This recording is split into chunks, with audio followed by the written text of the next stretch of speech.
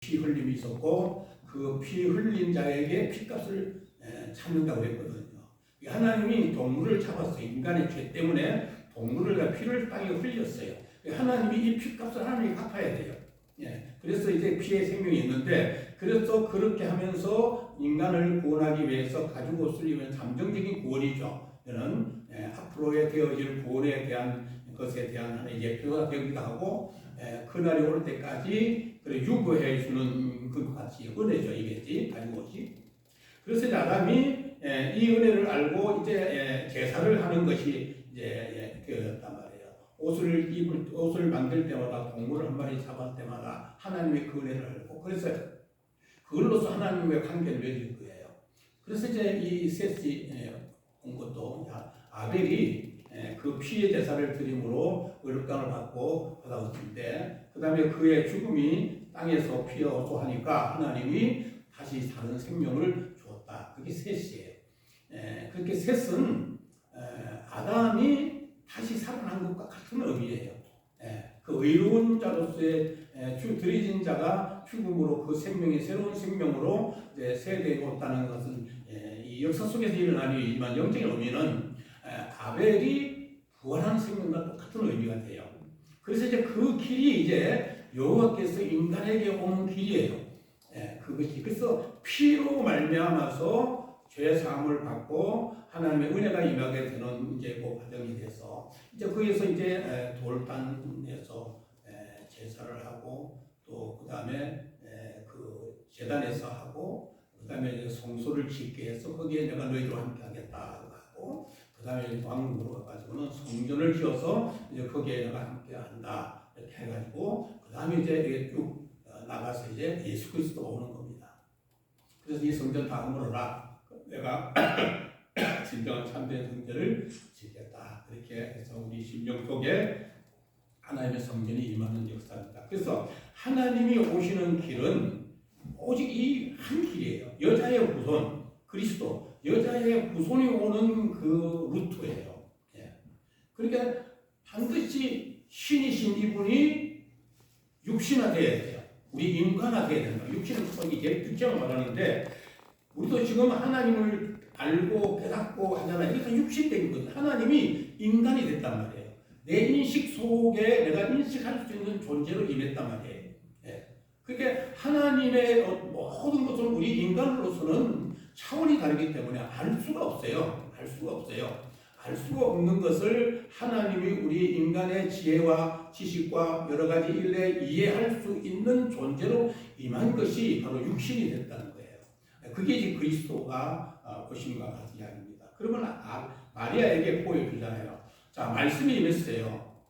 이거는 아담 때부터 계속 입니다. 다 말씀이 임했어요. 그런데 그 말씀을 갖고는 도저히 받을 수가 없어요. 어떻게 그런 일이 일어날 수 있는가? 그게 인간입니다. 절대로 사람은 하나님의 말씀을 받을 수가 없어요. 아무리 내가 똑똑하고 아무리 원리를 갖다 대고 아무리 모든 지식을 갖다 대도 처녀가 아이를 낳는 거는요 있을 수가 없는 거예요. 우리 인간의 인식 속에서는 안 되는 거예요. 그게 이 처녀가 아이를 낳을 수 있다면 그 사람은요 미친 사람이에요. 이 세상에서는 통하지 않아. 이게 그래서 하나님의 말씀을 우리는 받을 수가 없어요.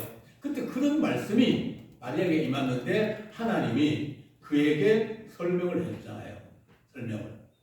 그러니까 그 과정을 보세요. 과정을 보면 여러분들도 그렇게 하나님을 만나고 있는 거예요. 그게 바로 우리 깨달은 것부터 시작되는데, 자, 말씀이 임했어요. 원래 나는 받을 수가 없는 존재란 말이에요. 그런데 우리는 그 주의 도우심을 말미암아서 받는데 어떤 일이 일어나느냐? 내 안에서 헤아림이 일어나요. 이게 마리아가 받을 수 없는 말씀을 받았을 때에 하나님께서는 바로 그에게 헤아려지는 일을 해주고 있어요. 이제 그게 이제 하나님은 능치 못할 일이 없고 뭐 여러 가지 이야기 있잖아요. 그렇게 그런 이야기를 해나갈 때 이 마리아 속에는 어떤 일이 일어날까요? 자연히 그런 설명을 들으면서 받을 수 없는 설명을 들으면서 내 안에서 일어나는 것이 헤아림이에요. 헤아림. 누구나 그래요. 어린애들도 알 수 없는 것을 내가 말해주면 헤아림이 일어나요. 똑같이 일어나요. 아브라함도 똑같았어요. 도저히 믿을 수가 없어. 어떻게 한 명도 없는 나에게 저 묵별같이 많은 내 후손이 되게 해주겠다는 게 믿을 수가 없어요. 근데 어떻게 됐냐? 아브라함은 그걸 믿는다고 하지 않았어요. 하나님을 믿었어요.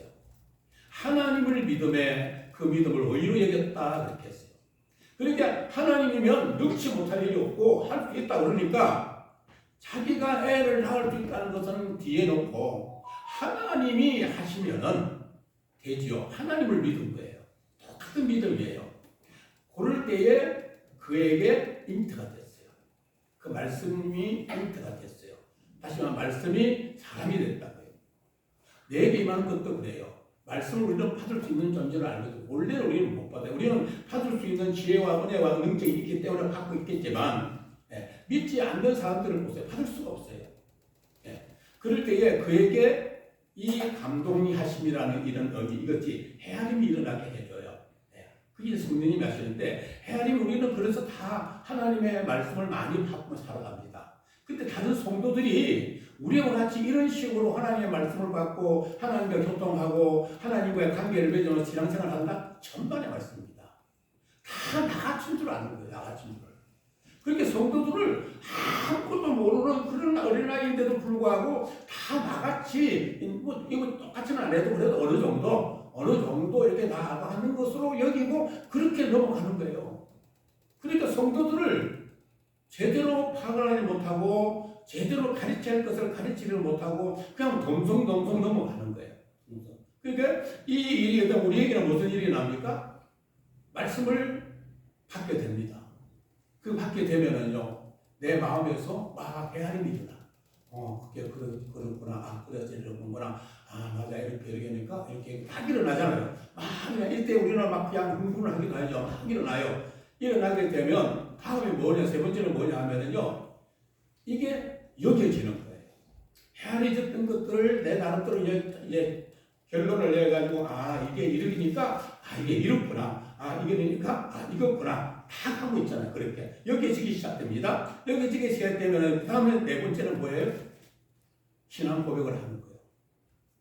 주여 내가 이렇게 해서, 내가 이렇게 해서, 나 이렇게 해서 내가 이렇게 믿겠습니다. 신앙 고백을 하는 거예요. 그리고 나면은 이 믿음을 내가 기도를 합니다. 이 믿음과 기도를 할 때 이 믿음이 주께 드려지는 거예요. 우리는 이 믿음을 자꾸 내가 가지고 사용하려고 그러는데, 그럴 때도 있지만 거의 다 하나님이 원하는 것은 이삭 바치는 거예요. 이 믿음은 하나님의 생명을 담은 믿음이에요. 그렇잖아요? 하나님의 말씀을 받아가지고 그 말씀을 내 안에서 이렇게 해가지고 내가 그 말씀이 내 믿음 안에 딱 같이 있단 말이에요. 그러면 이거는 생명이란 말이에요. 생명. 이 그리스도란 말이에요. 이것을 우리는 하나님께 드려야 돼요. 이 믿음을 드려야 되는 거예요. 근데 우리는 이 믿음을 깨달아지고 막 믿어지고 막 믿음이 되면 이 믿음 가지고 자기가 막 뭘 하려고 그래요. 하나님이 그 믿음을 통해서 하나님의 마음껏 하실 수 있게 해야 되는데 내가 내 믿음 가지고 깨닫게 된 것 같고 이 믿음으로 막 이렇게 이루려고 그래요. 그럴 때도 있지만 거의 다 이삭 바치기입니다. 아브라함이 이삭을 얻었어요. 보세요. 믿음으로 얻었어요. 도저히 믿을 수 없는 가운데 내년에 네가 아들 낳을 거야. 그래서 동침했어요. 이 믿는 그것이잖아요. 그 하나님의 하는 말은 믿을 수 없지만 동침한다는 하나님의 말씀에 그래 그러면 되든 안 되든 그냥 동침하자 했단 말이에요. 다 웃었어요. 동침에 애 낳았어요. 그럼 그 아이가 생명이잖아요. 하나님의 말씀이 육신이 된 거잖아요. 그러면 그 생명이 바로 아브라함의 믿음 안에 있게 됐잖아요. 그러니까 그 생명은 따로 떨어져 있지만 사실은 아브라함의 믿음이에요. 우리들의 믿음 안에도 생명이 있는 거잖아요. 이게 말씀이잖아요. 생명이 없으면 그리스도가 없는 거예요. 그러니까 말씀이잖아요. 그러니까 이삭은 아브라함의 믿음의 그 본질이에요. 그게 이삭 생명인 거예요. 하나님이 주신 생명. 그러면 이것을 때가 되면 하나님께 드리는 거예요. 하나님이 쓰시라고. 이 생명은 내가 아니잖아요. 내 새끼도 아니잖아요. 나올 수 없는 가운데 나중에 내 새끼가 아니고 하나님이 주시기 때문에 드려야 되는 거예요. 그러면 하나님이 그 믿음을 받으시고 그를 통해서 막 축복하니 온 천하 만민이 이 시로 말미암아 복을 얻게 될 것이다. 하나님의 소원을 확 푸는 거예요. 근데 이것을 내 생명이라고 내 것이라고 하는 이 내 믿음을 갖고 내 것이라 해서 이 믿음을 갖고 자기가 원하는 대로 자기 새끼 생각같이 자기 한다면 결국은 아무것도 아니에요. 그래서 우리가 좀 더 깊이 들어가면 믿음은 우리 것이 아니에요. 왜? 믿음의 주인이 예수님이니까 주인 거지요. 내 자식이 있어 종은요. 내 자식이 있어 내 자식은 내 게 아니에요. 주인의 것이에요. 내 자식을 주인이 팔 수도 있어요. 네. 그래서 이 믿음이라는 것에 대한 우리가 오해를 우리가 해 나가다 보니까 이런 일을 드려지는 일에 굉장히 약화됐어요. 다 은혜 받고 능력 받고 뭐 하고 뭐 하면은 전부 이것을 내 것으로 여기서 내가 뭘 해보려고 그래. 하나님께만 돌리고 그러는 거예요. 드리는 일들을 별로 하질 않아요.